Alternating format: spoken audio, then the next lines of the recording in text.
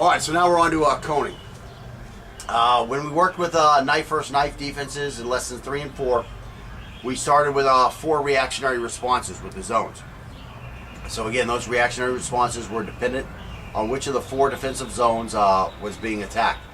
From there, we tried to limit the choices we would have to make so that our responses could be made more quickly.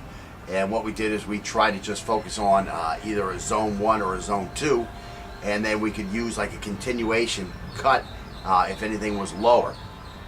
But again, we're trying to limit the choices we have so that it makes it easier to make a decision while we're in a reactionary phase. Because of course this stuff is happening at the blink of the eye, and you don't have time per se for your mind to decide which zone is this thing going to, and then to turn on the proper defense, the zone defense. So you need to just have something where you can go to. You need an easy go-to. Now, since it is generally accepted that contending with the reactionary gap is a dangerous predicament to be in, because of what I was just saying, in lesson 6 we took what we had already learned and adjusted it so that we take the fight to the threat before he had a chance to begin the final assault in his action phase. So again, what we were doing, as soon as we saw the knife, as soon as the threat began, we started to attack him instead of letting him attack us. And we were doing this with a knife. And again, the reason we do that is because this reactionary phase, there's so many things that can go wrong. The guy could throw a feint. We could think the guy is going to zone 1, but he's really going to zone 2. And again, this can leave us in a bad predicament. However, of course, in this school, we practice all the different angles to all the different zones, so that it's more likely that if you do make a mistake, you're still going to be in a situation where you've been before and you've successfully defended the attack. A lot of systems aren't like that, but it is here. So again, that's the problem with the reactionary phase. Are you going to be quick enough?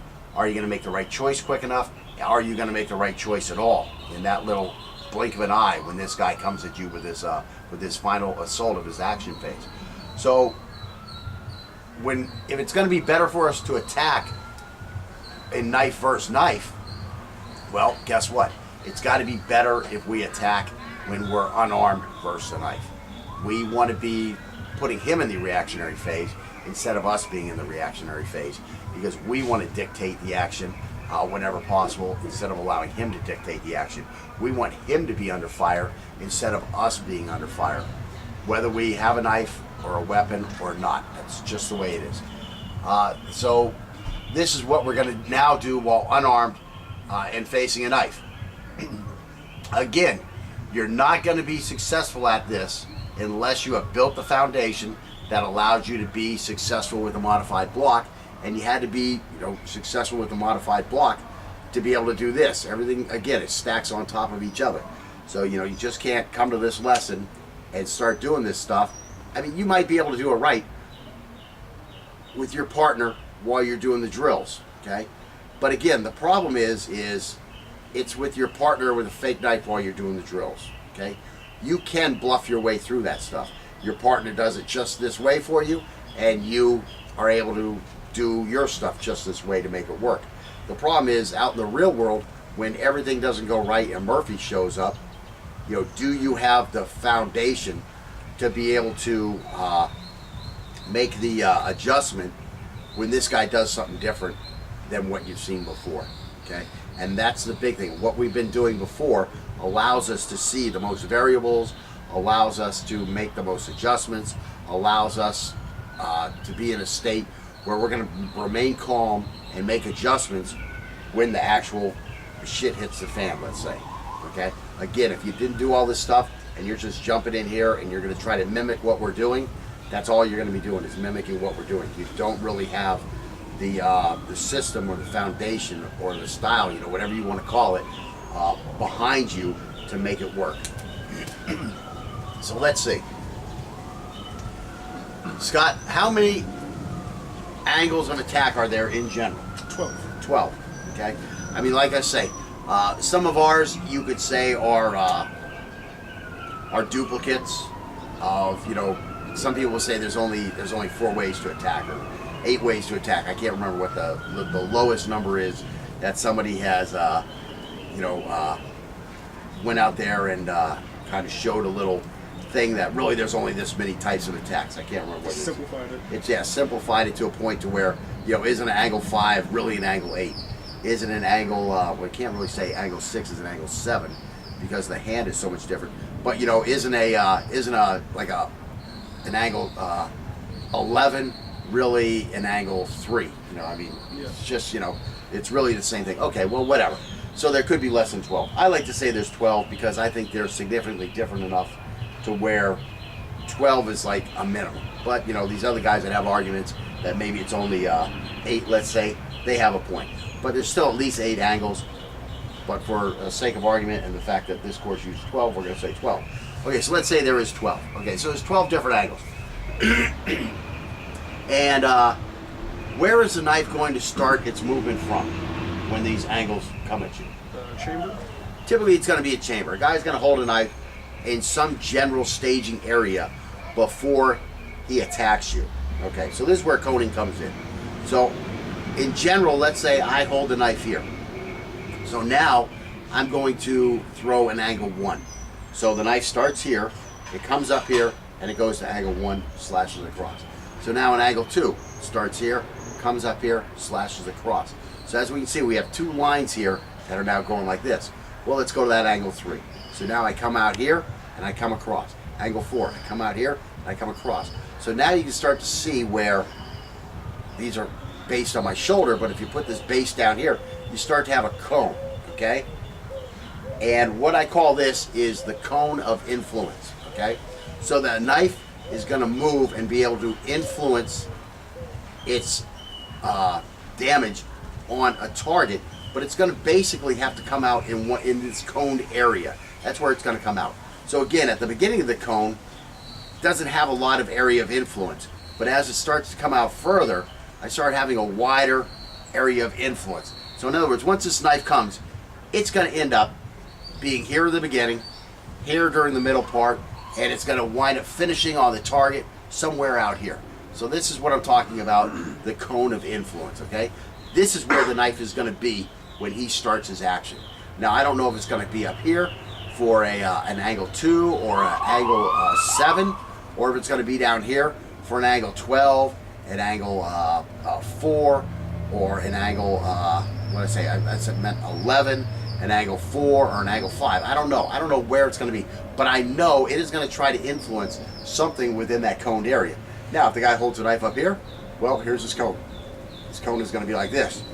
If he holds a knife up here, well, the cone is going to be like this. If he holds a knife down here, of course, the cone's going to be different from there. So wherever he holds a knife is where it's going to begin, and its influence is going to be basically following the 12 angles until it comes in contact with the target. Okay, cone of influence. Just to read what I wrote, this area that a hand weapon is most likely to be deployed in immediately, as in this instant, okay? I don't know if I wrote that right, but hopefully you got what the hell I'm talking about there. In general, if you are getting ready to attack someone in front of you, the cone will begin at the tip of your knife and widen as the knife moves away from you toward the potential targets presented to you, okay? So that's the cone of influence, okay? Now, coning is using movement to place that cone of influence in the relative position where it will be in a zone where you're most comfortable defending from. Okay, so again, we're going to use movement so that cone of influence winds up being in an area where we can most likely dictate the action from. Okay, so if you really like to use a zone 1 block, you want to move so that this whole area here, which you would be attacking, is now in your zone 1 area. Okay, and from there, let me see what I'm doing here. Okay, so from there, we're going to use the modified X block to trap the weapon hand. Again, we want to trap it at the thinnest part of the cone, okay? And this will give us the greatest ability to dictate where the knife can be deployed while we counterattack. Okay, so again, kind of half reading, I'm kind of halfway talking, and I'm not exactly getting together here. But again, you want to use movement simultaneously to your X block to trap this guy before his knife gets to an area where it's harder to tell where it's going to be. Okay, when it's here, you know it's going to be here. Now the trickiest part here is these guys who move the knife while they're fighting. Okay, so now what that's done is the base of the cone is moving back and forth before it comes out. The nice part is he's already got the knife out, so it's going to actually be easier for you to get to it. And again, all you have to do is move to where he's moving his hand is going to be in that zone that you want to defend. Okay, so again, the best way to employ coning is to step to the side and forward so that the knife is positioned in the zone we want it. It is important to get low so that the lower zones are taken out of play. Simultaneously, our hand should be going for the wrist of the arm deploying the weapon. We want to pin the weapon against the threat or get it pointed away from us. As soon as possible, we want to unleash a debilitating attack, and that usually is a fingers to the eye. We're also going to look a little bit at how to try to get this guy off of his feet and onto his back as we go through this lesson here a little bit. And for now, though, we're just going to start off working through some of this. All right, we're just going to walk through this real slow. And again, what we're going to do is we're going to just mimic a guy walking up to us, and all of a sudden he displays a knife. Now again, this isn't the time to start talking, what do you have a knife for? This guy is coming up to you and he's pointing a knife at you. He's getting ready to say something to you. Okay, why does he have a knife pointing at you?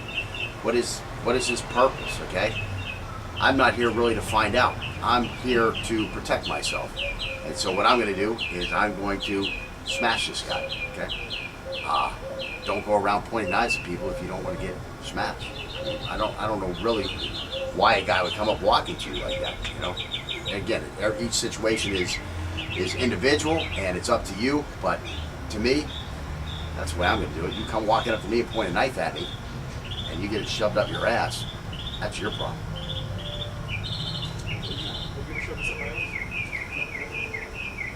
What you're going to do is you're just going to say something, and then bring the knife out, and I will react. This is where I'm at right here. And again, you may have noticed that he flinched right away when I came at him. Again, that's, you know, he's like, why is this guy coming at me? Well, because I'm not here to wait. That's what I'm going to do. I'm going to come at you right away. Now you see what happened here. It's the knife's over here. I got to go to the side. That's just the way it is. Here's the X block. I'm keeping this over here like this. I'm keeping this from coming up here like this. And again, the modification is I'm just going to bring it down here. Now I've got this guy right here. I've got this knife pinned. He can try to pull it away. I'm going to have him stuck right here. He tried to bring it at me again. He's got it here. Now that I've got control of it, I just want to push it against him. And now I'm going to be free here to hit this guy in the eye. So I get bang here, and I can push him off, and I can run away.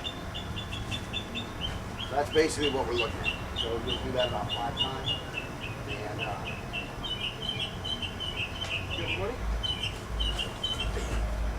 And again, I like to come in here, use the body here, rip it up here, and I've got something.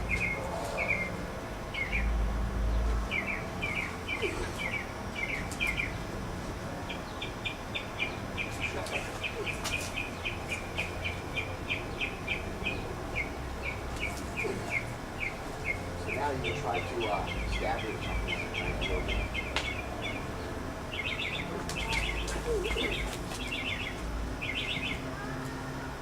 Start talking to me, don't do anything until I try to do something new. You're going to be in a reaction.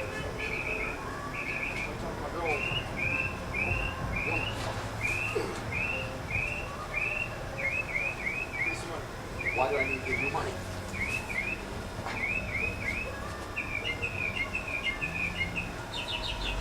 So again, you saw I went to the other side. That time, use this hand low, kept this hand high. You can mix this up, try different things while you're doing it.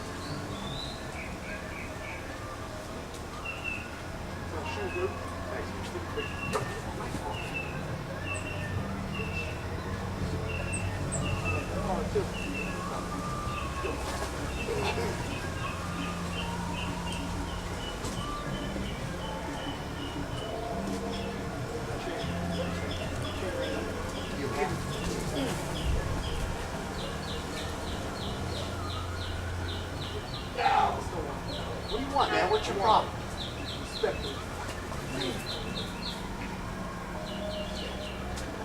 So you can see on that one, I just kind of bring him up. I step off to the side. I push towards the knife, get away. Now once I get pinned on the body, just continue around with his hand and smack him in the face as I run by. One of my favorites.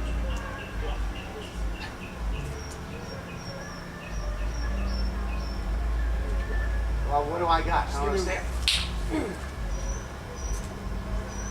So now try some high. Go high.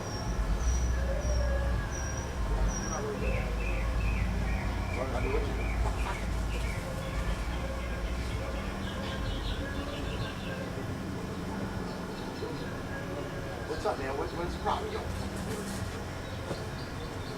Ah.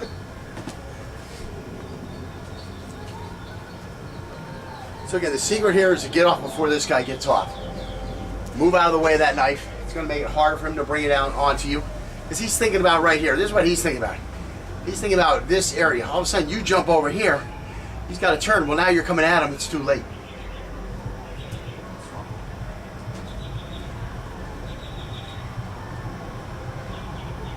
Let me shoot, bitch.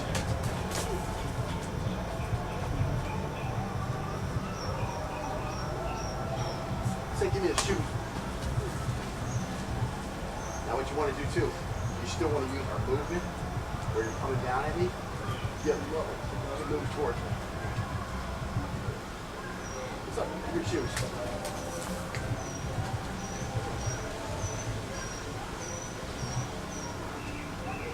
Take each your car.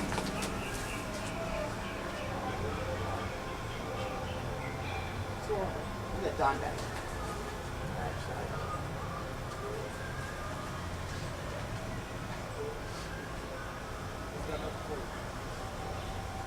Shoes.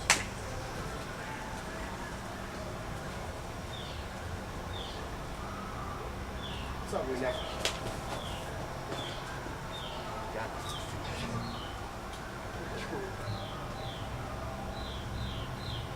What's going on? How are you doing that? I think I need to get lower. I don't know. Maybe I'm getting lower. That's fine. Yeah, just drop in low. Your shoes.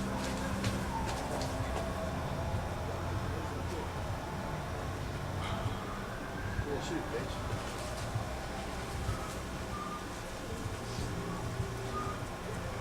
Fuck hard.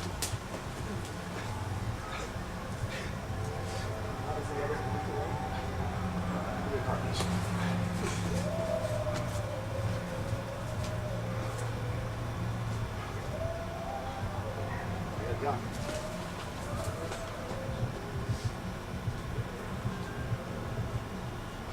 Run that dude, not Mike.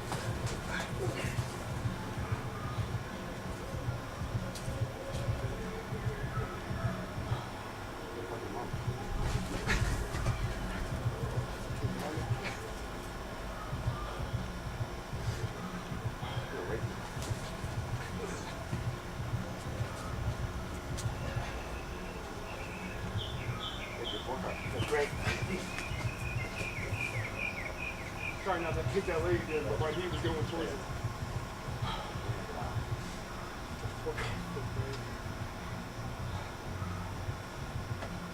Get back flying by. Yeah?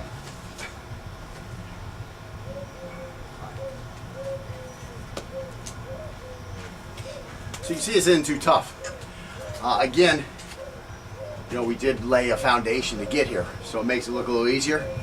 And here's the hardest thing. It looks very easy. It looks almost too simplistic. Yeah. But when you know it works, is when you're the guy with the knife, and your buddy's been going right, and all of a sudden he goes left. That's when you know it works, because you're getting in this expectation. And you're saying, oh, maybe I can get him, maybe I can get him, maybe I can get him. Then all of a sudden he goes the other way, and you're like left, high and dry, holding the bag. All of a sudden you realize, wow, that shit worked. There was nothing I could have done there. I mean, that's when you really see it, is when, I don't know if you noticed that time that I went to the opposite side. I mean, you just get left so high and dry. Now you start to see where the reactionary gap is huge. It's huge. I mean, You know, how many hours do you have to train every day? How many times do you have to do these reps over and over and over and over and over to where you have 4 different zones, 3 different choices on each zone, and of those 12 things, the exactly right one is going to come out, boom, in a split instant. How much time is that? How much training is that going to take? The average guy doesn't have that kind of freaking time. Oh, you know why the instructors do it so good? Because they're the fucking instructors. That's what they do. They go from seminar to seminar, from class to class, and this is what they do all day long. And when they show it to you, it works fucking great, okay? On the internet, it works fucking great. The problem is, I'd like to see somebody come up and just throw whatever technique they want at a guy who wasn't the instructor, one of his students who's been to a seminar, has worked on this shit a little bit, and now let's see how he does against a random attack. Really, I'd like to see somebody who has a little bit of speed and athleticism tried against the instructor sometimes. Yeah. You know, any angle he wants. Just pick one out. Here, we'll go over here and we'll pick an angle that we think is going to give him trouble, and let's see you stop that one. Because that's the one you got to be able to stop. That's Murphy. That's Murphy. You got to be able to stop them all. So again, that's my big point. If you're going to take like 16 or 12 different variations to your movement, dependent upon how this guy attacks you, and in the blink of an eye, you're going to be able to analyze what he's doing and decipher the attack that he's about to do to you, and then you're going to go to your bag of tricks and you're going to pull out the right response to that and be able to do this all boop, in the blink of an eye, absolutely perfect. Get your 3 cuts in, you know, your mechanical cuts in, and run away, and happy day, you saved the day, and all that type of shit. I just don't buy it. I don't buy it. Like I say, I'll buy it from the guy who's a full-time martial artist. I'm going to give him that. You work on it all day long, all day long, all day long. But the guy who goes to a seminar and works on it at a seminar, and then goes home and works on it a little bit with his friends, you know, I don't buy it. I mean, you need more substance to be able to get there, and you need less choices.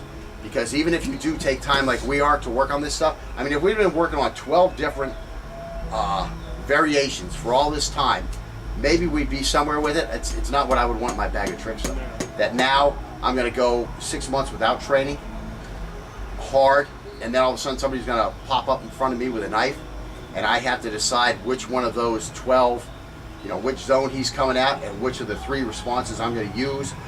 You know, is it going to be a follow? Is it going to be a static type, you know, block? I mean, just, I don't buy that I'm going to pull that out of my ass. It's just clutter. 6 months from now, and it's going to work, you know. Now, for the guy who, yeah, he's been doing it every day, seminars, training, classes, all that type of stuff, he's got a chance.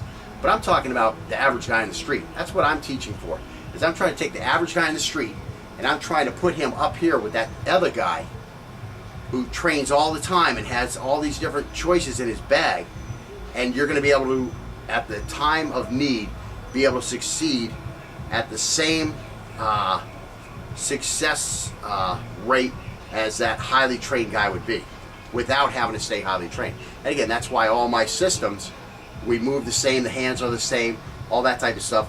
When you take my gun class and then you take my knife fighting class, you're going to see similar things, okay? It's not going to be new stances. It's not going to be new ways to move. It's not going to be new ways to employ the weapon. Everything's pretty much going to be the same.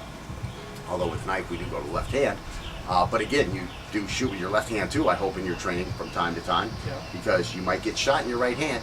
Your right hand might have been cut helping your wife cook in the kitchen, and it got cut bad enough to where you can't pull the weapon, and now what are you going to use? You know, your left side is going to have to be trained.